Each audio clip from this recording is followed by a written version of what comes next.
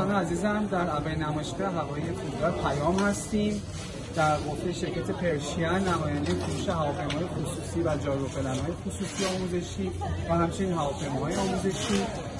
مجموعه پرشین 8 تا برند اصلی رو پوشش میده از کشورهای جمهوری چک و ایتالیا و آلمان و سعی کردیم توی این 14-15 سال گذشته بهترین هواپیماهای فوق سبک و سبک ایران جهان وارد ایران بود.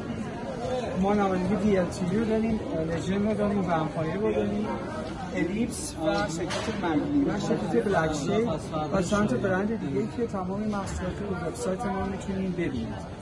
یکی از نمونه هواپیماهایی که ما توی ایران داریم هواپیمای لژند 600 هستش که جدیداً وارد ایران شده، در مجموعه مدرسه پرستان داره آموزش می‌بینه. هواپیمای VLTV هم هستش که در یکی از مدارس دیگه ایران در حال پرواز هستش و در فرودگاه پیام حضور داشته که حالا عکس اون هم براتون ارسال می‌کنیم. بریم داخل این هواپیما رو با هم دیگه ببینیم. من یه توضیح کوچیکی بهتون میدم.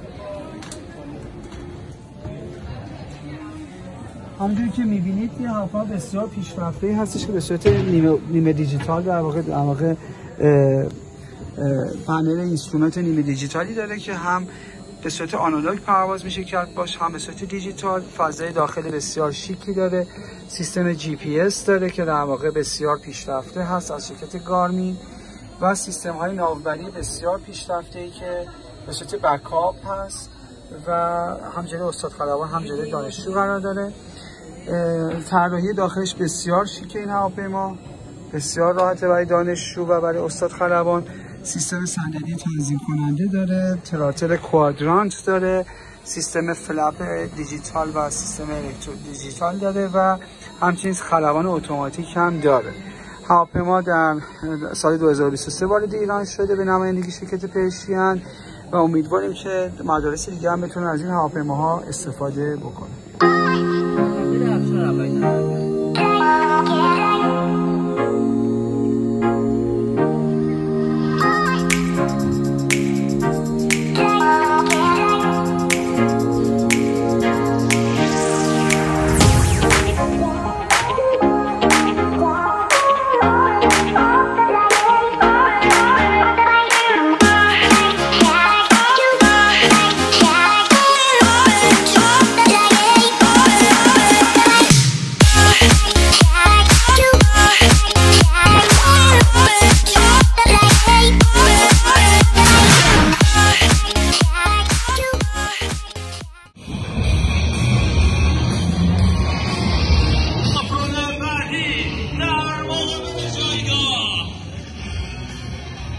به اطلاع می‌رسونم که مانور تاپرول یکی از دشوارترین مانورها هستش و در اون زمان نیروی گرانشیاتی بسیار قابل توجهی به خلبان وارد میشه. کارون قرعه کشی انجام خواهد شد و به غیر مورد به 5 نفر از دوستان